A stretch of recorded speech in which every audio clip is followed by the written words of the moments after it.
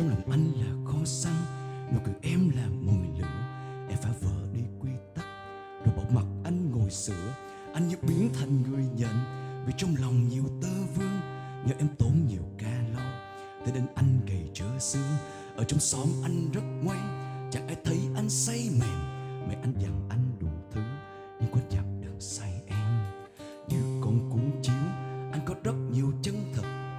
Bài hát này ngọt vì đám tụi anh rất thân mật. Anh như con cáo và em vẫn cành nho xanh. Nhưng mà em trẻ và đẹp, em lại không dành cho anh. Ta đã đi tìm về thương nhớ, ta đã đi tìm, đi tìm, đi tìm. Ta đã đi tìm về quá khứ, ta cứ đi tìm, đi tìm, đi tìm. Với anh thích cần gì nhiều ngoài em, thương một giấc mơ chơi vơi nhiều đêm. Với anh thích cần gì nhiều ngoài em, ôi một giấc mơ ôm ta nhiều đêm. Một ngày cùng em uống đến thoáng say là đủ. Kẻ đời ngả nghiêng mình nằm dưới tán cây mà ngủ. Sẽ thật là tuyệt nếu rơi vào một chiều thu.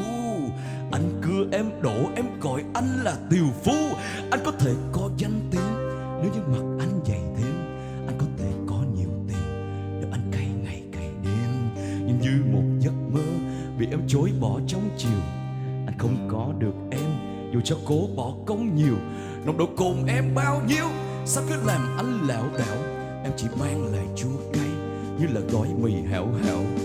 Một lần chơi lớn để xem em có trầm trồ.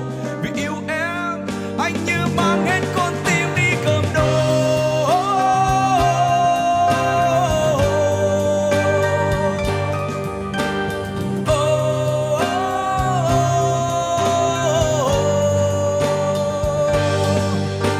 Anh thích cần gì nhiều ngoài em, ôi một giấc mơ chơi vơi nhiều đêm. Với anh thích cần gì nhiều ngoài em, ôi một giấc mơ ôm ta nhiều đêm. Với anh thích cần gì nhiều ngoài em, với anh thích cần gì nhiều ngoài em.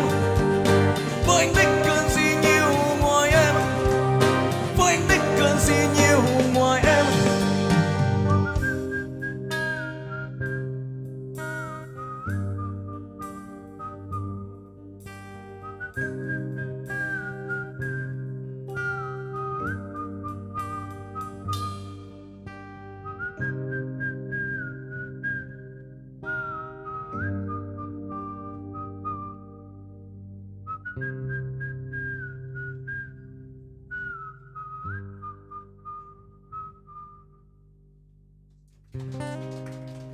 Xin cảm ơn rất nhiều ạ.